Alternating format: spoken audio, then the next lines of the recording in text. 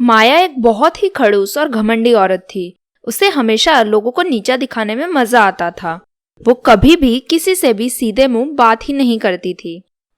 ये देखो कमला, मेरी साड़ी नई ही लाई हूँ, बोलो है ना सुंदर? अरे वाह, बहुत ही सुंदर साड़ी पहनी है माया तूने तो। इतनी महंगी भी तो है, पूरे 6,000 की साड़ी है। तुम तो खरीद भी नहीं सकती हो। अरे क्या कहना चाहती है तू? खुलकर बोल, मैं समझी नहीं। हाँ तो तुम हमारी तरह पैसे वाली कहाँ हो। हम तो 6,000 की साड़ी एक दिन पहनकर फेंक देते हैं, लेकिन तुम कहाँ और हम कहाँ। हाँ हाँ, चलो सही बात है। चलो अब मैं घर चलती हूँ, मुझे जरा देर हो रही है। फिर कमला वहां से चली जाती है और माया भी बहू को बुलाती है। तेरे मायके वालों ने तोहफे नहीं भिजवाए अभी तक, तुझसे कहा था फिर भी। आपने तो ऐसा कुछ कहा ही नहीं था। अरे तुझे कहा तो था, शादी के पहले साल शगुन होता है, तोहफे तो भिजवाने चाहिए थे ना। माँ जी, मेरे मायके वालों को नहीं पता कि इस तरह के शगुन होते हैं। अगर उन्हें पता होता तो वो भिजवा देते। हाँ, पता भी कैसे हो? गरीब जो ठहरे पैसे बचाने के लिए हर तरह के चौचले अपनाएंगे। वही नाटक किया और पैसे बचा लिया उन्होंने अपने। हाँ माँ जी, वो आपकी तरह पैसे वाले अमीर नहीं हैं। हमारे मायके वाले तो गरीब हैं। मेरे माता पिता के पास आपके जितने पैसे कभी नहीं हो पाएंगे। हाँ हाँ, मैं तो हूँ ही अमीर, और तुझ जैसी गरीब को घर ले आई। अमीर बहू आती तो मेरे लिए तोहफे तो लेके आती, तू तो कुछ नहीं लेकर आई। माँ जी, मुझे अपने चाचा के बेटे की शादी में जाना है अगले महीने, तो क्या मैं जा सकती हूँ? वही चाचा का लड़का जो नौकरी धंधा कुछ नहीं करता और घर पर बैठता है? हाँ माँ जी, वो ही। लेकिन अभी वो नौकरी की तलाश कर रहा है और शादी तक देखिएगा उसे अच्छी नौकरी जरूर मिल जाएगी। नहीं, तू उसकी शादी में बिल्कुल भी नहीं जा सकती है। क्या? क्यों नहीं जा सकती माँ जी? क्योंकि उनका और हमारा कोई मेल नहीं है। हम इतने पैसे वाले लोग और वो नौकरी बिना के बेरोजगार। मेरी बहू उनके घर जाए, ये बात मुझे जरा सी भी बर्दाश्त नहीं होगी, तो तू उनके घर नहीं जाएगी। पर माँ जी, वो मेरे चाचा का लड़का है, सगे चाचा का लड़का। मैं ही एक इकलौती बहन हूँ उसकी। अगर मैं ही नहीं जाऊंगी तो कैसा लगेगा माँ जी, आप ही बताइए। मैं तेरी सास हूँ, अब तू सोच ले, तुझे वहाँ अच्छा बनना है या यहाँ? अगर वहाँ बनना है तो वापस घर ही मत आना, शादी के बाद चाचा के घर ही रुक जाना। इतना कहकर माया वहाँ से चली जाती है। अब कुछ दिन बाद कमला फिर से माया के घर आती है। नमस्ते आंटी जी, कैसी हैं आप? बड़े दिन बाद आई हैं आज। मैं तो ठीक हूँ बेटा, पर तेरी सास कहाँ है? आज तेरी सास से मिलने आई हूँ। माँ जी अपने कमरे में है, आप जरा रुकिए, मैं अभी बुला लाती हूँ उन्हें। हाँ बेटा, जरा जल्दी बुला ला, थोड़ा काम है मुझे तेरी सास से। ये लीजिए, आ गई माँ जी। माँ जी, आंटी जी आपसे मिलने आई हैं। माया, कैसी है तू? आजकल मेरे घर भी नहीं आती तू। मैं तो ठीक हूँ कमला, तू बता कैसे आना हुआ? अरे मेरे पति की तबीयत बहुत ज़्यादा खराब हो गई है और हमारे पास इलाज के लिए अभी ज़्यादा पैसे भी नहीं हैं।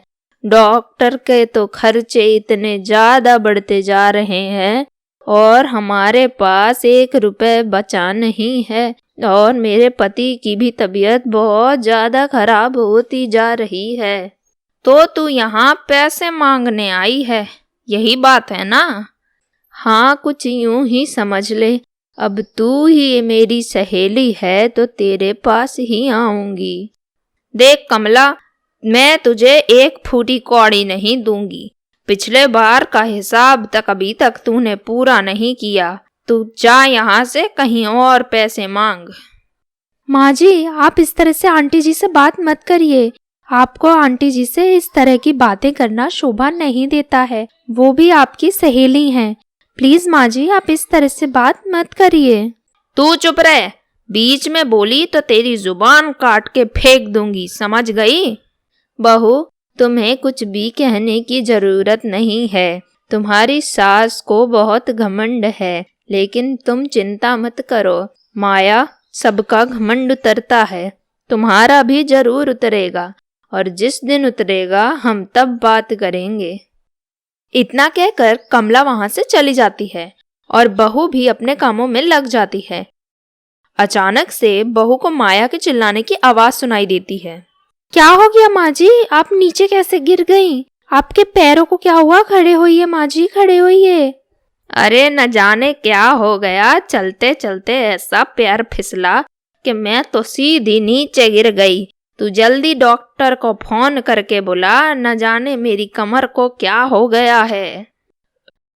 डॉक्टर आता है और माया को 3 महीने के लिए बिस्तर पर आराम करने को कहकर जाता है। कैसी हो माया? अब तुम्हें तबीयत कैसी लग रही है? नहीं, मुझे बिल्कुल अच्छा नहीं लग रहा है। ऐसा तो क्या हो गया कि मैं इतनी बीमार हूँ, लेकिन मुझे देखने कोई नहीं आया। लोग बीमार होते हैं तो उनके घर में तो लंबी लाइन लग जाती है लोगों के देखने की, और मैं 1 महीने भर से बिस्तर में पड़ी हूँ तो भी मुझे देखने कोई नहीं आया। कोई तुम्हें देखने नहीं आया क्योंकि तुम्हारा व्यवहार ही ऐसा है। घर में जब कोई आता है तुम किसी से भी सीधे मुंह बात कहाँ करती हो, हमेशा लोगों पर घमंड दिखाती रहती हो और बुरा भला कहती हो। तो भला ऐसे इंसान को मिलना कोई क्यों चाहेगा? इसीलिए कोई तुमसे मिलने नहीं आया। तो इसका मतलब है कि सब मुझसे नफरत करते हैं, कोई भी मुझे पसंद नहीं करता।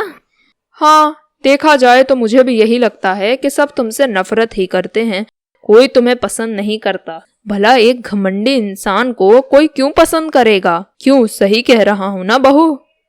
बहू, तू भी बता, तू भी क्या मुझसे नफरत करती है? नहीं माँ जी, मैं आपसे बिल्कुल भी नफरत नहीं करती हूँ, लेकिन हाँ, आपके बेवजह घमंड करने की आदत मुझे ज़रा सी भी पसंद नहीं है। अगर आप सब पर घमंड ना दिखाएं और प्यार से बात करें तो सब आपके आजू बाजू रहेंगे। अब ये आपके ऊपर है माँ जी कि आपको खुद को बदलना है या नहीं। हाँ बहू, मैं ही गलत थी। बेवजह मैं सब पर घमंड दिखाती रही, अब जाकर अकेली रह गई हूँ मैं। हाँ माँ जी, अगर आप चाहें तो आप बदल सकती हैं, ये सिर्फ आपके ऊपर है। आप ही देखिए माँ जी, आज अगर आपके संबंध सबके साथ अच्छे होते तो यहाँ कितने लोग आपको देखने आए होते, लेकिन आपकी जुबान के कारण आपके संबंध किसी से अच्छे नहीं हैं। अगर आप सुधर जाएंगी तो आपके संबंध फिर से सबके साथ अच्छे हो जाएंगे। फिर माया को समझ आ जाता है कि किसी पर भी बिना बात का घमंड नहीं करना चाहिए और बेवजह घमंड करना अच्छी बात नहीं है। फिर वो सबके ऊपर घमंड करना बंद कर देती है।